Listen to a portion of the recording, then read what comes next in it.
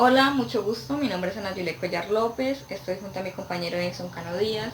El día de hoy les vamos a exponer brevemente sobre nuestro texto argumentativo en base al eje problemático del primer momento de interaprendizaje. ¿Qué hicimos para responder este eje? Pues primero analizamos la pregunta.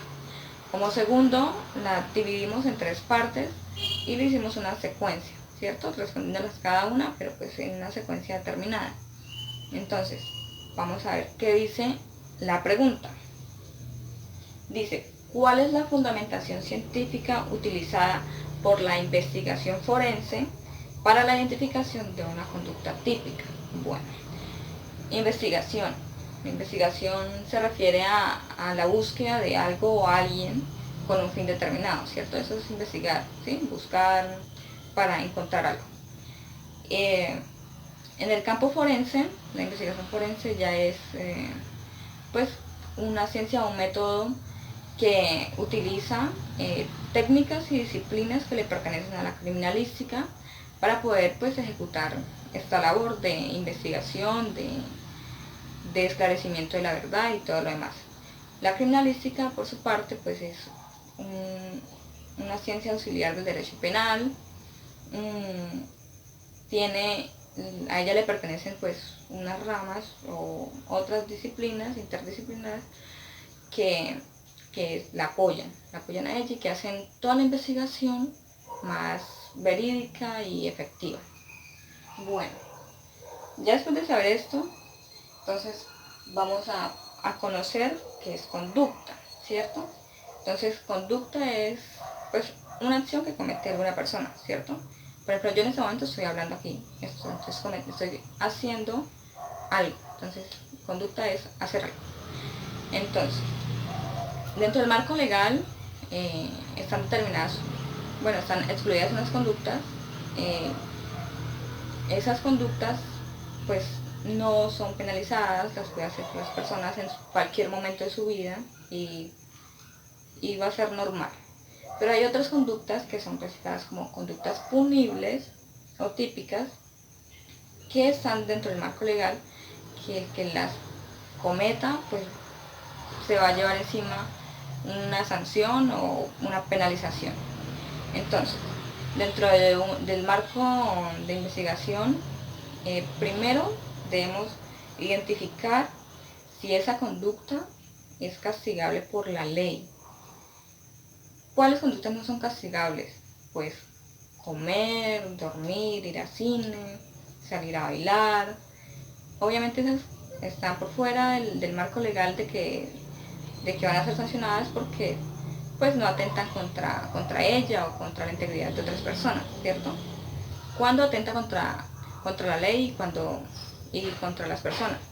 Pues cuando están regidas en el marco, como lo son pues el homicidio, el hurto, ese tipo de acciones están descritas, que el que las haga pues va a acarrear una pena, y pues posteriormente pues será sancionado, ya sea por cárcel o por forma económica, etc. Bueno, entonces, dentro de la investigación forense, para la identificación de la conducta típica, nos basamos en la ley 589 del 2000, la cual dice lo siguiente: por medio de la cual se tipifica el genocidio, la desaparición forzada, el desplazamiento forzado y la tortura, y se dictan otras disposiciones.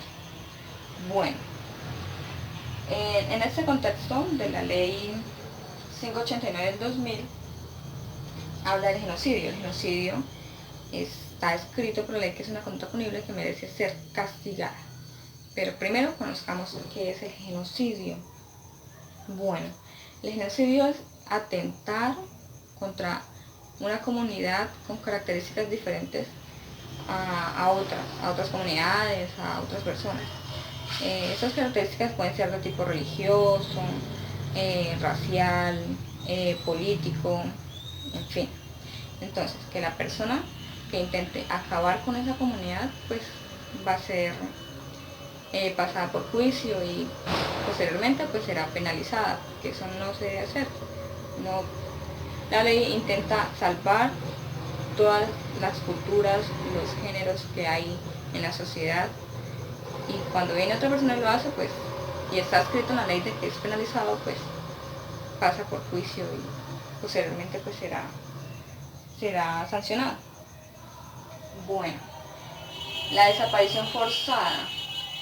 Bueno, esta ley es más que todo como en el contexto de, de conflicto y de todas esas elementos históricos que han habido en la sociedad, ¿cierto? Entonces, bueno, desaparición forzada. La desaparición forzada es cuando una persona asesina a otra y hace lo que sea para enterrarla o para que otra persona no encuentre ese cuerpo de cadáver. Entonces, pues aparte de que lo asesina, lo sepulta en una fosa clandestina, o sea, que nadie se dé cuenta, que nadie nunca se vaya a enterar de que está muerto. Entonces esa es una desaparición forzada. Alguien que forzó que ese cuerpo desapareciera, o bueno, también no tanto que mate a una persona, sino con que la obligue a irse o a desaparecer del radar, que nadie sepa de ella. Entonces eso también es penalizado y es lo que la investigación forense pues realiza para la identificación de una conducta típica. Entonces, cuando pasa esto, pues ya sabemos que va a ser penalizado. Por otra parte, el desplazamiento forzado. Bueno, desplazamiento forzado ocurre más que todo pues con los grupos paramilitares, guerrilleros, en fin, que atacan o de alguna u otra manera buscan que las personas que residen en un lugar se vayan de ahí, ¿sí? Desaparezcan de ahí, o sea, no les hacen nada, pero las obligan a irse a otra parte donde ellos pues no conocen nada, no saben cómo va a ser sus vidas después de tenerlo todo y estar bien establecidos en un lugar, y los obligaron a irse a ese lugar, pues van a quedar a la intemperie y no van a saber pues qué hacer. Entonces ese es un desplazamiento forzado, cuando la persona no quiere irse, pero le toca, o si no, pues de pronto la pueden matar o cualquier otra cosa. Bueno, y la tortura. Bueno, tortura es cuando una persona al momento de matar a alguien busca que esa persona sufra antes de morir. ¿Cómo hacen esto? Pues por medio del desmembramiento, no sé, cortándole los dedos, picándoselos, o sea, dándole una muerte súper lenta y dolorosa al individuo. Entonces, pues, esa es otra conducta típica. Y se dictan otras disposiciones. Bueno, pues, otras disposiciones ya, pues, es más que todo la pena que varía dependiendo, pues, el tipo de tortura o las características que tuvo una desaparición forzada, o el desplazamiento, o sea, los agravantes que aumentarán o disminuirán la pena del causante de dichas acciones. Bueno, entonces por esa parte ya tenemos el primer punto resuelto, que es cuál es la fundamentación científica utilizada en la investigación forense para la identificación de una conducta punible. Entonces nosotros nos basamos en esta ley para pues aclarar que la investigación forense estudia estas conductas que son punibles y que merecen ser castigadas. A continuación los dejaré con mi compañero Enson Cano Díaz, que les hablará de los otros dos puntos siguientes, los cuales son en el proceso de identificación humano y la relación de evidencia, elemento material probatorio y evidencia física entre víctima y víctima. Bueno, continuando con lo anterior, vamos a proseguir con la identificación humana. La identificación humana es un método de identificar a alguien o a algo con unas características únicas que no se va a encontrar en ninguna persona u objeto en particular. este es importante en el campo de la investigación criminal. ¿Por qué? Porque en ello vamos a poder identificar quién fue el causante de un delito o de un crimen. Con ello, continuando con lo que va prosiguiendo ahí, esto, la criminalística y la investigación humana juega un rol muy importante. ¿Por qué? Porque todo va conjunto en relación a donde queremos llegar, y es el punto de investigar y dar quién fue el causante del delito. En estos campos encontramos unas ciencias muy importantes, unos de los campos de la investigación forense, que es la antropología forense, la odontología forense y la biología y genética forense y la dactiloscopia. La antropología forense es es una ciencia muy importante, que con ello podemos identificar los famosos CNI. ¿Por qué?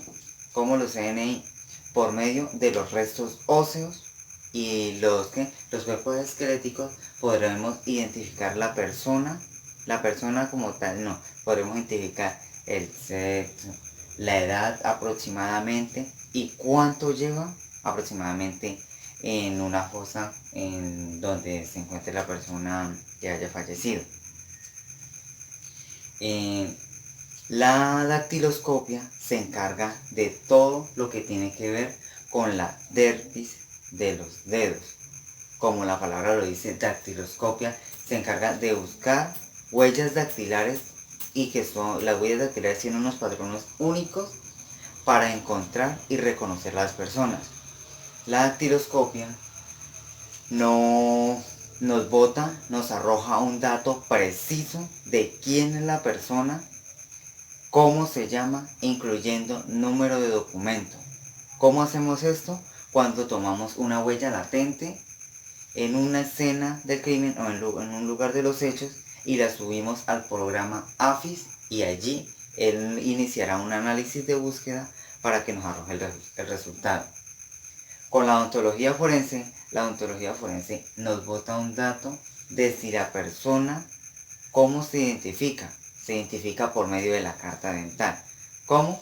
Si la persona de pronto tuvo prótesis, esto tiene alguna ortodoncia, si por causas de él, que él fumaba o tomaba bastante té o tenía alguna adicción que fuera como el tabaco o algo así, se va a encontrar unas características y unos rasgos particulares en los dientes, y allí se podrá identificar.